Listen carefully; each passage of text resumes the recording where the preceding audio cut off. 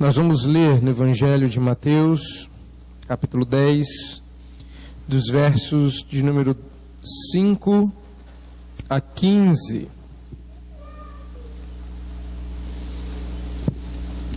Mateus, capítulo 10, versos 5 a 15. Acompanhe na sua Bíblia a palavra do Senhor que diz: a estes 12 enviou Jesus, dando-lhes as seguintes instruções: não tomeis rumo aos gentios, nem entreis em cidade de samaritanos, mas, de preferência, procurai as ovelhas perdidas da casa de Israel. E à medida que seguirdes, pregai que está próximo o reino dos céus. Curai enfermos, ressuscitai mortos, purificai leprosos, expeli demônios. De graça recebestes, de graça dai. Não vos provereis de ouro, nem de prata, nem de cobre nos vossos cintos, nem de alforje para o caminho, nem de 2 túnicas, nem de sandálias, nem de bordão, porque digno é o trabalhador do seu alimento. E em qualquer cidade ou povoado em que entrardes, indagai quem neles é digno, e aí ficai até vos retirardes. Ao entrardes na casa, saudai-a. Se com efeito a casa for digna, venha sobre ela a vossa paz. Se porém não o for, torne para vós outros a vossa paz. Se alguém não vos receber, nem ouvir as vossas palavras, ao sairdes daquela casa ou daquela cidade, sacudi o pó dos vossos pés. Em verdade vos digo que menos rigor haverá para Sodoma e Gomorra no dia do juízo do que para aquela cidade. Vamos mais uma vez buscar o Senhor em oração. Deus amado, nós intercedemos pelo instrumento nas tuas mãos, o servo que transmitirá a mensagem. Intercedemos também por aqueles que aqui estão como terra, o Senhor os torne férteis, e a tua palavra lançada como a semente que brota e produz a 100, a 200, a 300, a 1000. Ó Deus, abençoa-nos para que o ensino desse texto encontre não só guarida no nosso coração, mas expressão prática em nossa vida. Abençoa-nos, nós te rogamos no nome de Jesus. Amém. Esse texto, à primeira vista, parece não encerrar uma grande mensagem. Jesus está sendo extremamente específico e se refere particularmente aos 12. Mas ele também tem sido alvo de muitos mal-entendidos. Afinal de contas, quando nós lemos esse texto, ficamos desanimados no começo, mas no meio oriça. Esse texto nos convida a feitos devera grandiosos. Você já reparou o que Jesus nos diz a partir do verso de número 8? A mim me parece que o evangelicalismo moderno só lê o verso 8. Porque algumas dessas coisas eles gostam de fazer. E algumas eles praticamente esquecem. Começando de trás para frente, não tem nada de graça no que eles oferecem. Mas me parece que curar enfermos e expelir demônios foram eleitas as obras preferidas. Talvez porque a lepra já não seja um desafio para o nosso tempo e ressuscitar mortos já é um pouquinho demais. Mas nós não temos só isso neste texto. Me parece que o verso 10 vem sendo aplicado só aos membros. Os pastores mesmos, eles não querem andar sem alforje, túnica aos montes sandália, uma mais chique que a outra. Eu começo a pensar, será que o cristianismo do nosso tempo realmente entendeu as instruções que Jesus deu aos 12 e consegue compreender o alcance dessas instruções a nós? Sempre ficamos na dúvida. Gostamos da nossa igreja, gostamos da nossa doutrina, mas a gente vê tanto milagre por aí, que nós nos perguntamos, não serão os milagres o padrão para o nosso tempo? Será que não é necessário novamente ressuscitar esses dons esquecidos do passado e brilhar no escuro com exorcismos, curas, purificações as mais diversas, até que por fim uma ressurreição? Eu me lembro quando naquela tarde, e presente está alguém que não me deixará mentir, porque ele foi comigo, na verdade eu fui com ele, fui com meu pai, presente está, e nós fomos ao enterro de uma conhecida dele, onde as peças que na época ele trabalhava eram vendidas na loja dela, e ela veio a falecer. E nós fomos até aquele enterro e tivemos a infelicidade de vermos como os seus pastores reagiam na tentativa de fazê-la ressuscitar. Só faltou dizer, mas como ela não mexeu, ele não falou.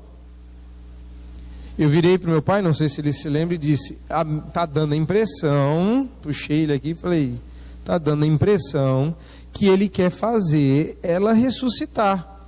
E meu pai muito sabiamente disse, cala a boca, menino. Serão os milagres o padrão para o nosso tempo? Será que a gente vai forçando até ver mexer, a hora que mexe a gente diz ressuscita? Será que é assim? A gente diz tem alguém que Deus quer curar. Quando alguém levanta a mão a gente diz, mas é você. Será que é esse o padrão? Será que é isso que Deus espera do cristianismo do nosso século?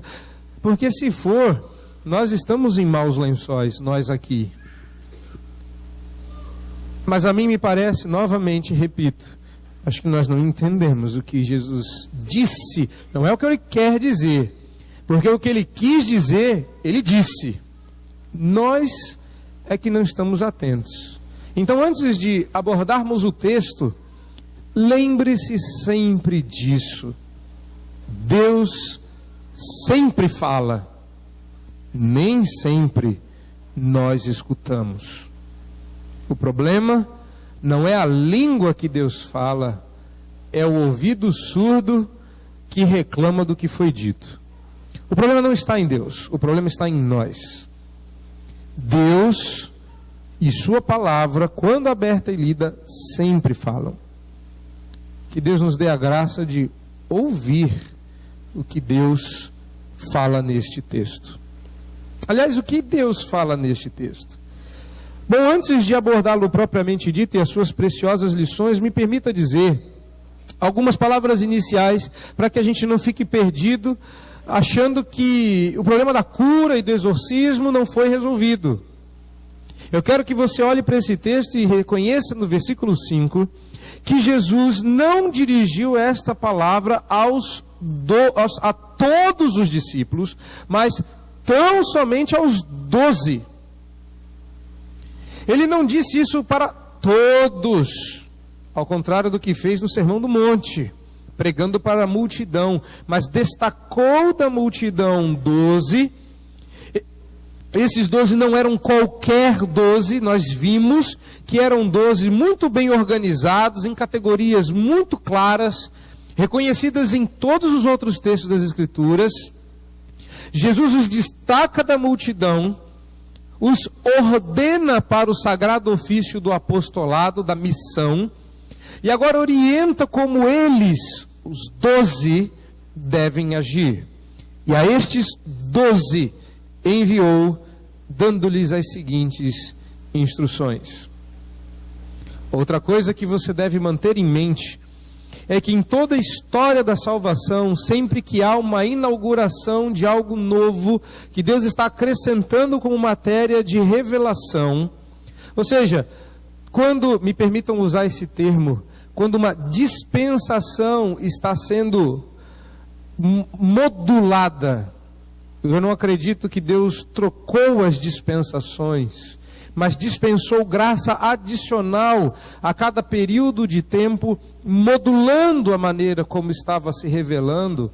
No começo Deus aparecia pessoalmente e falava com Adão, mas essa maneira de se revelar foi dando origem a outras. Depois vieram os sonhos, depois as profecias, depois os escritos proféticos, até que por fim, esse modo de Deus se revelar cessou. E você acha que eu estou tirando isso da onde? Do meu livro de teologia escondido aqui? Não, eu estou tirando isso da Bíblia, que diz em Hebreus, capítulo 1, que havendo Deus outrora falado aos pais pelos profetas de muitas maneiras, de muitas formas, nos últimos dias nos falou pelo Filho. Ou seja, o autor bíblico reconheceu que Deus dispensou a sua multiforme graça de maneiras variadas em tempos distintos, mas neste tempo falou pelo Filho e falou finalmente através dele. Então, milagres não são o padrão, milagres inauguram um tempo, milagres apontam para a autoridade do que está sendo inaugurado. E é por isso que mais para frente Jesus vai dizer que teve que amarrar o valente, porque senão ele não deixaria o ladrão invadir a casa. A casa que está sendo invadida é o reino das trevas. O raptor é Cristo Jesus, como Pedro diz, que ele nos tomou do reino das trevas e nos trouxe para o reino do Filho do seu amor.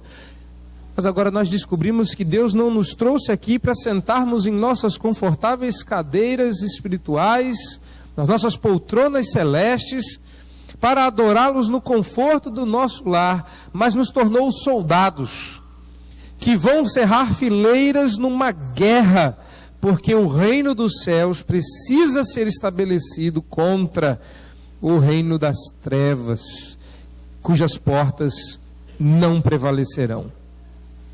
Ele está montando este exército, mas como todo exército, não é feito só de soldado. Nós precisamos de sargentos, majores, porque o nosso general é Cristo. Pois o general destacou os 12 líderes deste grande exército. O que eu quero dizer, em outras palavras, é que não, milagres não são o padrão, eles existem. Mas Jesus não está dizendo à toa esta relação. E eu espero que na hora que nós chegarmos aqui, se é que você já não reconheceu que o que Jesus disse aqui é um indicativo. Ele não está se referindo a esta lista à toa. Ele não tirou da cartola divina coisas que vocês poderiam fazer.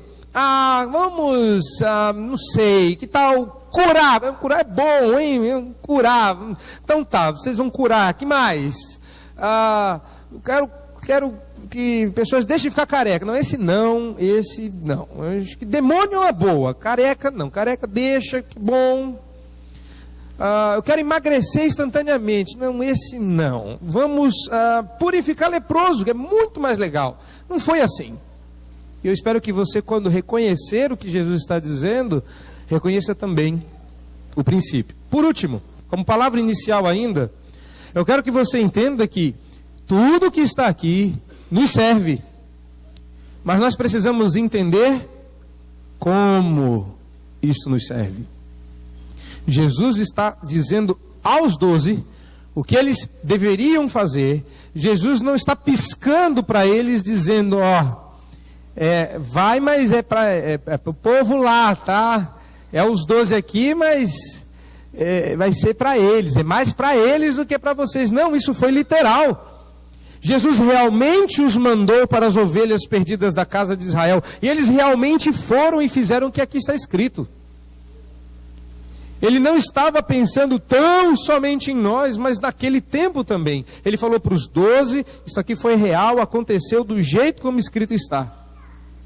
Portanto, nós precisamos olhar e extrair desse texto os princípios. Porque se nós começarmos a achar que tudo é literal, meus irmãos, olhem para o texto e sejam genuínos.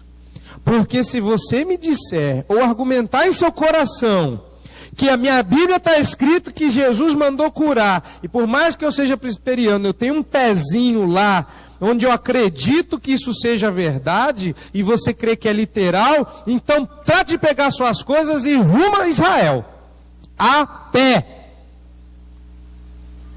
Porque é o que a Bíblia diz. Tá ou não está no texto da sua Bíblia? É para ir a pé, porque ele falou para calçar sandália. Compra uma havaiana, pelo menos, que é para não gastar rápido. Taca uma capa de chuva na cabeça e vá para Israel, porque Deus não te chamou para o Brasil, se você achar que esse texto é literal. Você vai ter um problema com esse texto se você achar que tudo nele é literal para você. Ele foi literal para os 12, mas para nós carrega princípios. E você sabe qual que é o trabalho do pregador? É este: extrair do texto os princípios. Porque se fez Mateus, o Espírito Santo fez Mateus registrar esse texto, é porque estes fatos encerram lições. E eu a estas lições, me dirijo agora. Esse texto está dividido em 3 momentos. Será que você já conseguiu perceber esses momentos? No primeiro desses momentos, Jesus fala da esfera, dos limites do ministério dos 12 discípulos. E isso vai até o final do verso de número 6. Até onde vocês vão? Os limites, a esfera de atuação dos discípulos. No segundo momento, versos 7 a 10, Jesus fala da maneira como eles vão agir, como se conduzirão neste ministério. Vamos e vamos que vamos. Não, vamos e vamos desta forma. Há uma maneira correta de se portar neste ministério. E aí você já percebeu a terceira e última divisão desse texto, que está do verso 11 ao 15, onde Jesus nos ensina a lidar com a recepção que a comunidade vai ter daquele trabalho. Ou seja, eles vão pregar para a comunidade vai receber isso e vai lidar com isso de maneiras diferentes. Então Jesus nos ensina a lidar com as reações das pessoas no nosso ministério pessoal da pregação da palavra. E como nós mais para frente saberemos que todos nós somos chamados para anunciar as boas obras da salvação que há em Cristo Jesus, que não apenas há um homem que foi exemplo, mas uma cruz que aconteceu e uma ressurreição fatual que traz salvação para quem crê nas obras de Cristo, as pessoas vão reagir. Como é que a gente vai lidar com isso? Então, quando nós olhamos para essa divisão, o texto começa a ficar um pouco mais claro. Olhe para a primeira dessas divisões. A estes 12 enviou Jesus, dando-lhes as seguintes instruções. Você sabia que só nisso aqui nós já temos uma preciosa lição para aprender? Jesus é um mestre, um pedagogo, um professor. Ele deu o exemplo, ele deu oportunidade dos discípulos terem contato com o que eles fariam. Mas quando Jesus nos envia, quando Jesus nos convoca para o seu serviço, ele não o faz, como é que o pessoal diz aqui? Vai na emoção, vai ali no sentimento. Jesus não nos empurra do ninho esperando o melhor. Ele nos instrui. Quando nós desajeitados ficamos a nos perguntar qual é a vontade de Deus para a nossa vida, me permita dizer que muito do que você pergunta já está respondido na Bíblia. E aqui vem a parte pior: tudo que está na Bíblia e você não conhece acaba redundando em pecado. É isso mesmo. Perguntou o que Deus já disse na Bíblia, você está caindo naquele caso que diz: meu povo peca. Peca porque não conhece. Jesus não nos deixou sem instruções. Repare que até aqui nada havia sido escrito. Jesus os instruiu. E quando ressurreto disse: eu vou, porque eu tenho que preparar-vos lugar, bateu o desespero. Vocês vão ser minhas testemunhas. Como? E como a gente vai fazer isso? Graciosamente o Espírito desce e habilita estes homens a escrever estas santas instruções. Deus não nos deixou para criar as nossas próprias regras. Ele as deu, ele nos instrui. E nesta instrução, ele limita o nosso escopo. Ele diz: não tomeis rumo aos gentios, nem entrei em cidade de samaritanos, mas de preferência procurai as ovelhas perdidas da casa de Israel. Antes que você se escandalize, lembre-se do comecinho do verso 6, em que Jesus não diz é só, ele diz de preferência. Eles iriam encontrar pessoas oriundas de outras cidades. Não era para ignorar, não era para esquecer. Há um caso nos evangelhos de uma mulher cirofenícia. A impressão que dá no texto é que Jesus dá uma cotovelada nela e diz: sai para lá, mas sai curada. Ou seja, a preferência ainda não pode ser os gentios. Exceto se você for um judeu convertido ao cristianismo, esse texto ainda não chegou na gente aqui no Brasil. Nós somos esse povo da além do muro. Mas era preciso que se cumprisse as Escrituras. Era preciso que primeiro os judeus rejeitassem o Messias para que as portas do reino se abrissem para nós. Paulo explica isso em Romanos. Paulo diz: os judeus rejeitaram, e então vocês, gentios, foram incluídos nessa árvore. Os ramos da oliveira original tiveram que ser arrancados, e a oliveira brava foi enxertada. Nós devemos nossa entrada no reino à rejeição que começa aqui, porque a partir de agora a rejeição ao ministério de Jesus começa a aparecer. Estava indo tudo muito bem. É engraçado como é assim. Até que a gente comece a falar da mensagem, o que a gente faz é bem recebido. A igreja vai fazer o bazar do agasalho. Todo mundo vem com alegria e pega o agasalho. É bazar do chinelo, todo mundo vem. É o dia das crianças presbiteriano, todo mundo vem. Quando a gente chama o pessoal para ouvir a mensagem, todo mundo vai. Ninguém fica para ouvir. Ter o cabelinho cortado, as vistas analisadas, o pezinho calçado, isso todo mundo gosta. Mas quando você começa a falar da mensagem, uns começam a engolir mais seco, não desce mais tão redondo, e nós começamos a alimentar o lado oposto da aceitação, que também acontece. Jesus manda os 12 numa missão judia, ou seja, numa missão voltada à casa de Israel. Repare no verso 6. Jesus não está nos dizendo que há em Israel algumas ovelhas e que outros não são.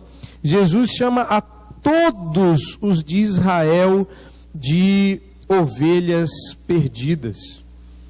Jesus está se referindo a todo Israel como ovelhas perdidas. Há uma outra coisa que nós precisamos ressaltar aqui. Jesus veio para salvar suas ovelhas. Você sabe o que esse texto nos ensina? Que Jesus não veio para salvar todo mundo. Não, mas eu li em algum lugar que Jesus veio para salvar todo mundo. Ou será que foi uma música? Não, dessa vez foi um texto mesmo. Não, Jesus não veio salvar todo mundo sem exceção. Senão não haveria inferno. Jesus veio para salvar todos sem distinção. Nisso nós cremos. Mas olhe para esse texto. Jesus limita o escopo da missão. Não é para tomar rumo, não é para ir em direção aos gentios, não é para entrar na cidade dos samaritanos. É o foco na missão, discípulos. É só para Israel. A casa de Israel são as ovelhas perdidas. Apresentem primeiro para eles. Jesus não está dizendo para nós que o nosso foco deve ser somente os judeus ou os israelitas. Ele quer nos mostrar que a nossa missão tem um caráter negativo e um caráter positivo. Não para cá, sim para lá. Ou seja, a nossa missão divide. Ele começa a ficar claro algumas coisas que Jesus vai dizer mais para frente. Vim para dividir. Dividir o quê? Não, o Senhor não é o mestre do amor. Não, eu vim para dividir os eleitos dos não eleitos, dos escolhidos e dos não escolhidos, para que fique claro que os eleitos não estão restritos a Israel. Antes é preciso que Israel rejeite o Evangelho, e é por isso que eu os mando para eles, para que eles se tornem indesculpáveis. Então, quando nós olhamos para os limites da nossa missão, nós temos que reconhecer que ela carrega um lado negativo e um lado positivo. Deus não mirou a mensagem em todos. Sabe aquele dia que você vem para a igreja e fala: hoje Deus falou comigo? Muito provavelmente é porque Deus mirou a mensagem na sua cabeça. Não, ninguém me contou nada, ninguém contou nada para os pastores anteriores, é Deus falando para você. E sabe aquele dia que você veio aqui e disse: hoje Deus não falou comigo, falou com aquele que não veio? Pois é, nesse dia você estava surdo. Deus está sempre falando. Deus mirou em você, chamou você até aqui. Se você está aqui, Deus está falando com você. Isso significa que Deus não está falando com quem não está aqui.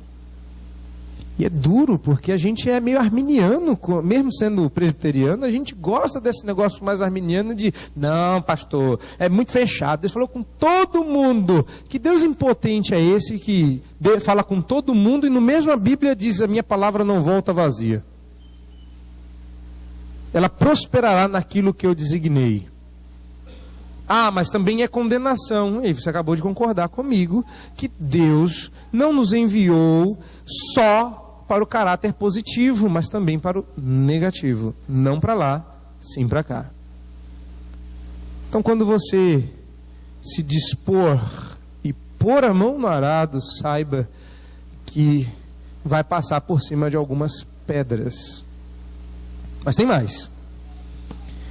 No segundo momento, versos 7 a 10, talvez o mais quente e controverso momento do texto, Jesus nos ensina como devemos nos conduzir neste ministério.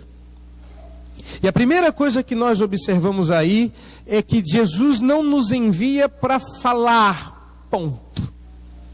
Ele nos ensina, ele nos diz que nós devemos ir, repare, esse é um texto de instrução, que nós temos uma mensagem específica. Jesus diz: e à medida que seguirdes, pregai que está próximo o reino dos céus.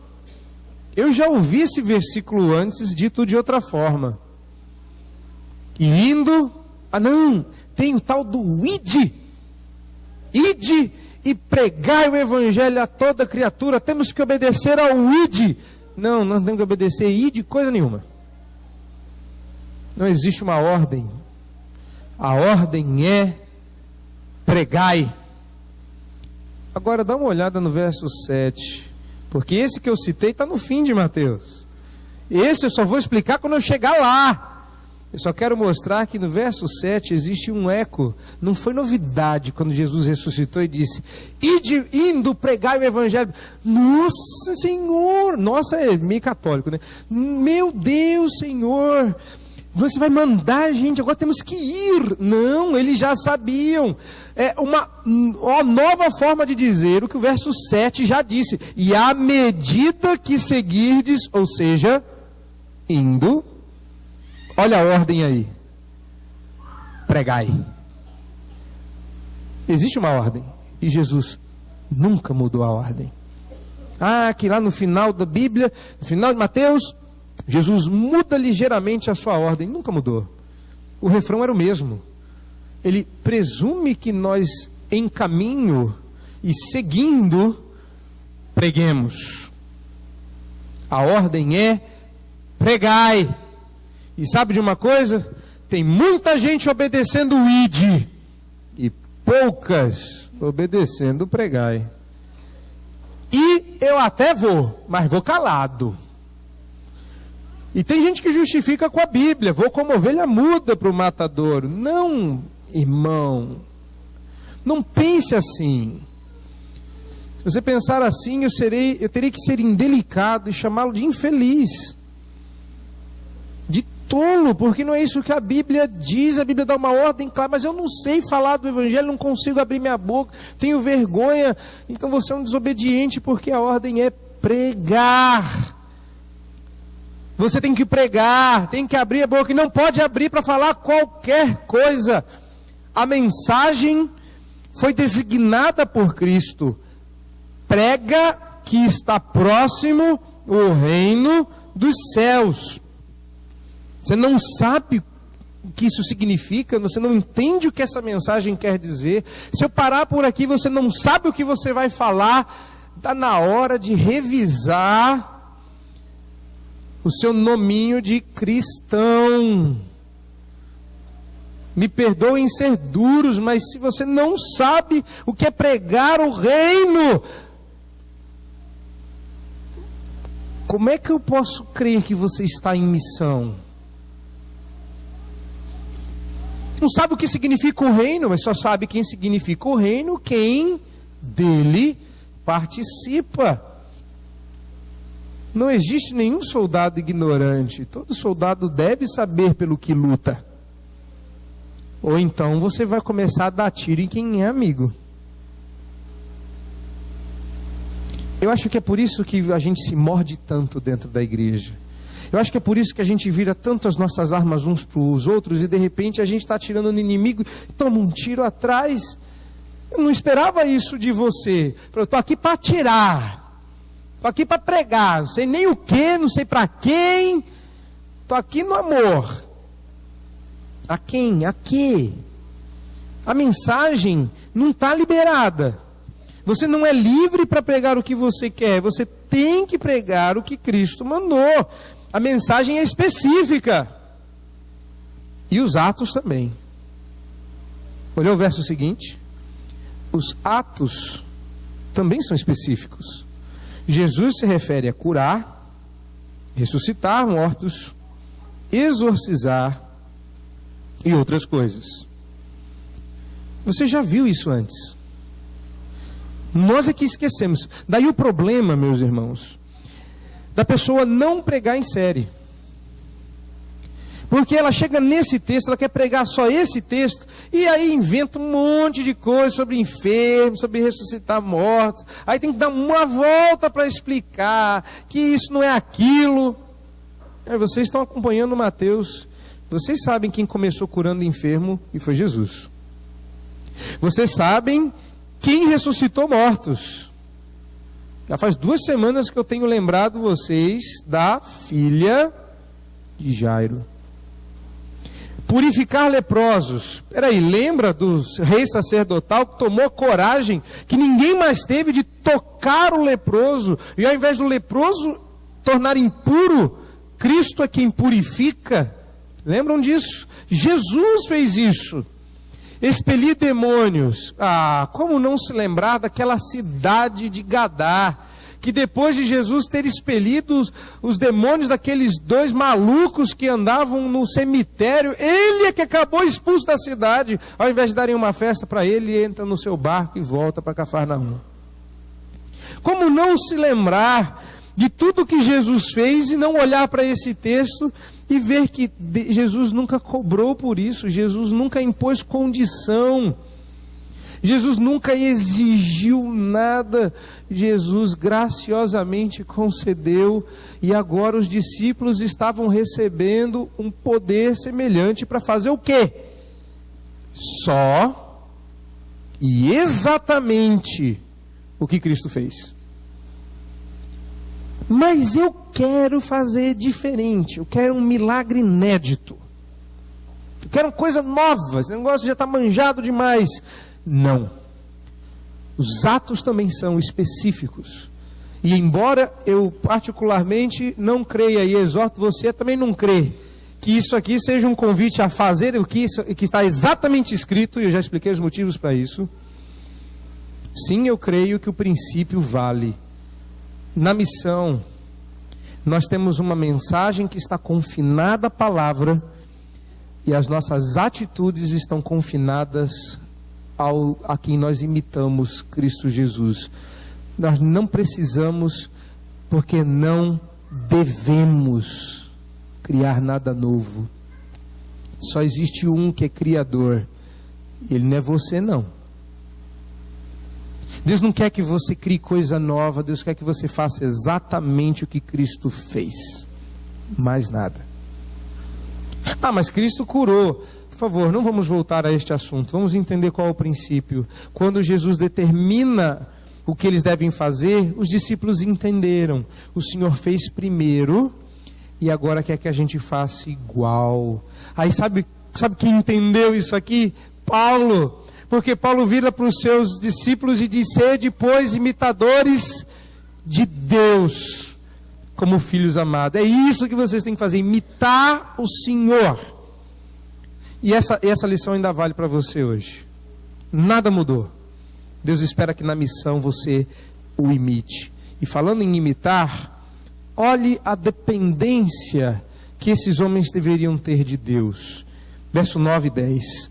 Não vos provereis de ouro, nem de prata, nem de cobre nos vossos cintos, nem de alforje para o caminho. Eram coisas que normalmente o viajor levava consigo. A bolsinha pendurada no cinto, onde ele carregava o dinheiro para que pudesse transitar nas belas e bem construídas estradas romanas. Ele precisava comprar mantimento, e aí ele colocava esses mantimentos no seu alforje, da onde ele tiraria o alimento para continuar a sua caminhada. 2 túnicas, um acidente, uma sujeira, um frio excessivo, estavam lá as túnicas. Nem sandálias, vai que estoura, vai que rasga justo. É o contrário da sua viagem de férias. Tem gente que gosta de viajar porque tem que desfazer a mala. Gosta de desfazer a mala, de botar as coisas em ordem. Tem gente que gosta de viajar para ir, cumprindo só metade da lição. Mas já pensou como é que é constrangedor certas malas? Eu não sei se acontece na casa de vocês, mas casa muito precavida, a gente chega de mala para passar 2, 3 dias, a pessoa acha que a gente veio de mudança. Você vai para o Rio visitar um amigo, a pessoa fica desesperada. Quanto tempo mesmo? E tem certeza que vai ser só uma semana? Uma mala deste tamanho? Porque assim, é 2 túnicas para cada um. Não é assim na sua casa também? Sua mala também vai assim? E leva o inalador, porque vai que... Não é assim? Certeza, não é? Agora imagine se Jesus dissesse: você vai, mas vai sem mala. Algumas mulheres entrariam em aflição. A minha esposa sempre carrega uma troca de roupa para a Riane para a gente ir para o restaurante. Imagine Deus falando: não, vai com a roupa do corpo, com a sandália que está no pé. Total dependência de Deus. É para que você se lembre que você não é o que você tem. É para que você se lembre que a confiança sua não pode ser depositada nas suas posses, não pode ser depositada na sua saúde, não pode ser depositada nas suas reservas e não pode ser depositada nas suas forças. Mas nem bordão? Não. Porque a missão deve ser uma expressão de dependência de Deus. Irmãos, dê graças a Deus que Deus mandou os 12 literais para que nós, os grandes 12, ou seja, a união das 12 tribos espirituais do Israel de Deus, não tenhamos que vivê-lo nesta literalidade, mas o princípio ainda vale. Quantas pessoas oram por filhos, pedindo para que Deus os dê, e quando recorrem à ciência, recorrem com fé, dizendo que, mas a ciência evoluiu muito, não é? Graças a Deus pela evolução da ciência. Deus não opera mais milagre. Deus operou um milagre, deu a corda e vai. Não. Quantas vezes você já orou pedindo por cura, até que o amoxicil fosse finalmente receitado? Aí você para de orar: Senhor, cura, mantém, sustenta, agora não precisa mais.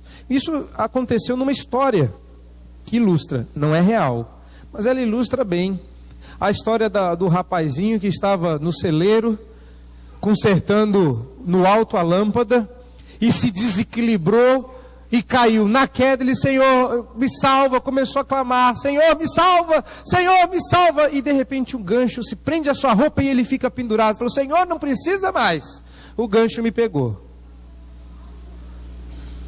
A missão é uma missão de dependência. Você já reparou que você depende muito mais do que você tem, do que você é, do seu currículo, da sua beleza, das suas roupas, da impressão que você causa, mas não depende de Deus. Quando Deus os manda do jeito que estão, é como se eles pudessem responder, se tivessem a chance: eu venho como estou, e acabo tendo que ir do jeito que vim. E é isso que Deus quer. Quer que você dependa dele. Então, quando você depende de Deus e do seu emprego, Deus tira o emprego para mostrar que você não precisa do emprego, você precisa de Deus. Quando você depende da sua saúde, e você fala, sabe quando a gente diz para quem está grávido que venha com saúde? E se vier sem saúde, vai fazer o quê? Jogar fora? Quando nós estávamos grávidos da Riane, o bebê da Marcela nasceu, o meu não, nós fomos alertados para isso. Ela estava grávida, estávamos no começo da gravidez, e todo mundo dizendo que vinha com saúde. Sentou uma irmã piedosa ao nosso lado e diz: vamos parar para pensar um pouquinho. A gente espera que venha com saúde, mas se não vier... É verdade, e se não vier com saúde, o que a gente faz?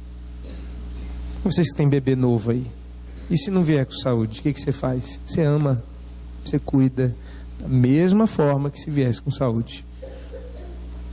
Nós dependemos tanto das coisas. Eu era assim. Eu sempre fui muito forte fisicamente. Eu sei que é difícil de acreditar hoje, mas no passado eu era muito, sempre fui. Sempre arrumei problemas por causa da minha força física, e meus pais sabem disso. Eu me lembro da mais constrangedora que eu lembro. Eles ficaram constrangidos por outras coisas, mas certa feita eu fui brincar nas minhas brincadeiras brutas e chutei a torneira da casa de um presbítero. Eu não lembro se era casa, se era um buffet. Eu só sei que a torneira voou longe, água saiu para tudo quanto é lado. Tá meu pai a caçar como fechar aquele aguaceiro. Eu sei que sabe, do fundo do não sei o que, sai meu pai com uma espiga de milho seco, onde ele arrumou aquilo. E aí ele enfia dentro do cano, estanca a água, que vergonha, vou ouvindo da minha casa, dali até em casa, e era longe. Minha força física sempre foi um problema, mas também era minha confiança. Minha força física era tudo. Eu era o típico, eu me garanto. Até que um dia Deus tirou toda ela. E foi o meu momento de humilhação. E daquelas tardes em que minha mãe encheu uma caneca de sei lá o que, guaraná, água, café com leite. E eu confiante peguei aquela caneca de cerâmica e fazendo força, a caneca não subia da mesa. Eu lembro de ter compartilhado isso com ela. Eu não tenho forças para levar, eu não tinha, isso era leucemia. Eu não tinha forças para erguer a caneca da mesa. Eu me lembro quando eu saí do hospital e eu me sentia bem, e eu andava chutando meus tênis, porque o tênis era pesado, eu não conseguia erguê-los do chão. Deus tirou as minhas forças para me mostrar que quando eu sou fraco, então é que eu sou forte. Onde está a nossa dependência? Deus vai tirar de você, como fez com Israel. No capítulo 19 de Isaías. Israel confiou no Egito, Deus destruiu o Egito. Israel confiou então na Assíria, Deus destruiu a Assíria. Israel apelou e começou a procurar os amorreus, Deus varreu os amorreus. Então Israel ficou desesperado e só. E aí vem Isaías e diz: confia em mim, diz o Senhor, descansa na minha mão, diz o Senhor, dependa só e inteiramente de mim. É assim que você deve se portar na missão. E você segue a missão. Versos 11 a 15. Agora, como lidar com as reações. Nós já vimos isso. Os discípulos viram isso. Mas agora Jesus torna isso teoria. Jesus agora ensina. Ele diz: em qualquer cidade ou povoado em que entrardes, indagai quem neles é digno, e aí ficai até vos retirardes. Claro, não estamos falando de dignidade espiritual. Estamos falando da possibilidade, da amizade, da abertura. E aí entra o teste. Ao entrardes na casa, saudai-a. Se com efeito a casa for digna, que venha sobre ela a vossa paz. Se porém não o for, torne para vós outros a vossa paz. Não, Jesus não está dizendo que crente só deve falar com o outro, paz do Senhor. Não é isso não. Mas o que ele está dizendo é que quando nós desejamos a bênção sobre quem não a quer, a bênção volta para nós. Irmãos, pensem nisso. E vocês mais jovens e mais briguentos, quem me dera que alguns de vocês que deixaram de ser briguentos pelo tempo, tivessem a oportunidade de ouvir o que eu falo hoje no passado. Porque a gente se irrita quando alguém xinga a gente. Mas lembre-se de que tudo que nos trazem é um presente. Cabe a nós aceitar e levar para casa. Porque se você não aceitar e não levar para casa, a pessoa é obrigada a levar de volta o que ela trouxe. Se é um xingamento e você aceita, você levou para casa o xingamento.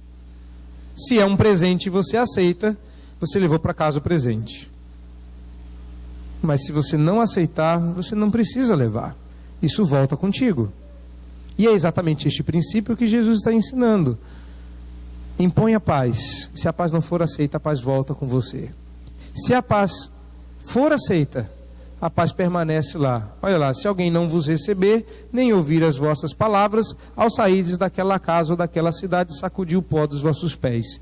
Era um costume dos judeus bater os pés para tirar até a poeira daquele local, para não carregar nada dali. E Jesus diz: vamos usar esse bom costume para explicar espiritualmente o que está acontecendo. Você não carrega ninguém nas costas. Mas aí vem o verso 15: em verdade vos digo que menos rigor haverá para Sodoma e Gomorra no dia do juízo do que para aquela cidade. O Evangelho é o doce aroma da salvação para aqueles que cheiram a vida, que há no Evangelho, mas também é o mau cheiro da morte para aqueles que só enxergam morte no Evangelho. A mensagem do Evangelho tem dois efeitos e nós temos que lidar com esses efeitos. E muitas vezes, como personalistas que somos, achamos que as pessoas nos rejeitam. Eu quero lembrar-lhes esta noite que, ao rejeitarem a mensagem, rejeitam Deus. Você é só um mensageiro.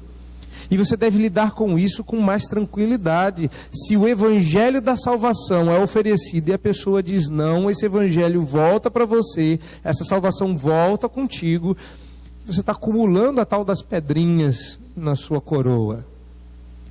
Não é só quando a pessoa se converte que você glorifica a Deus, mas também quando você as torna indesculpáveis duplamente.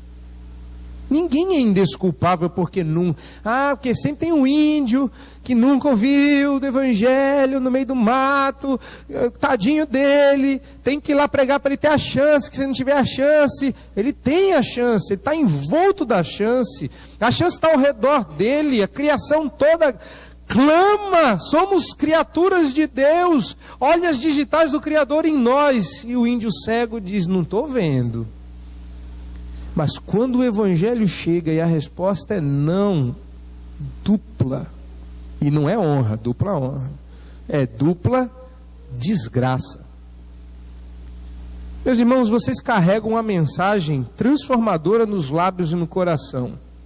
O poder de tornar mais duro e amolecer o coração.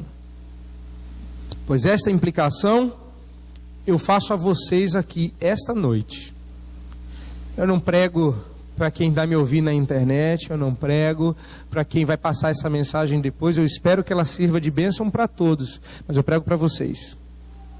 Eu quero dizer uma coisa muito clara para todos que estão aqui, quem está dormindo, quem está acordado, quem está prestando atenção, quem não está. Domingo após domingo vocês vêm aqui e ouvem a palavra de Deus. Se vocês não se converterem, o coração não mudar, o inferno vai ser quente demais para você. Isso é muito sério. Eu não sei há quanto tempo você vem frequentando esta igreja e ouvindo essa mensagem, o seu coração permanece endurecido, sua mente cauterizada, seu comportamento nada muda. Você espera ir para onde? Ser aceito por quem? Agora lembre-se, aos que aceitam, aos que recebem, glória sobre glória. E é por isso que, embora haja grande responsabilidade em ser o pregador, há também grande bênção. Não é só peso, não é só terror. A nossa perna treme. A gente fica nervoso antes de subir aqui. Depois de quase 10 anos quase que eu não alcancei os 10, mas de quase 10 anos de ministério, eu ainda fico nervoso de pregar a palavra de Deus, por causa do peso que ela significa. Mas, quando ouvidos surdos não aceitam o bom presente da mensagem, eu volto com ela para casa, para mim. E quem ganha? Sou eu. E naquele dia que os seus ouvidos não quiseram entender e sua mente não quis receber, eu continuo ganhando. Então você tem que fazer força para receber a mensagem. Você não devia sair daqui tranquilo, sabendo que você não vai para o céu. Ou você sai daqui com certeza, ou eu não me atreveria a sair daqui. E isso não é demagogia, não é retórica barata, é sério. Se você não está em missão, você está em perdição. Você está perdido. E o que falta nos púlpitos modernos do nosso século é a coragem de subir e dizer para quem quiser ouvir aqui na internet, onde for: o Evangelho separa, o Evangelho divide os que creem e os que não creem. E a Bíblia é clara em dizer que Deus vai ser menos rigoroso com Sodoma e Gomorra. Vocês viram o que aconteceu com Sodoma e Gomorra? Nós lemos esse texto. E ele diz: minha mão pesará mais leve em Sodoma e Gomorra do que em você, que domingo após domingo, que ano após ano, ouve a mensagem do Evangelho e diz: estou de boa, quando vier o tempo eu vou me converter. Vai morrer, vai para o inferno, e você vai ver gente em Sodoma, em Gomorra, sofrendo menos que você. Eu acho que isso é motivo suficiente para você revisar sua vida espiritual com Deus.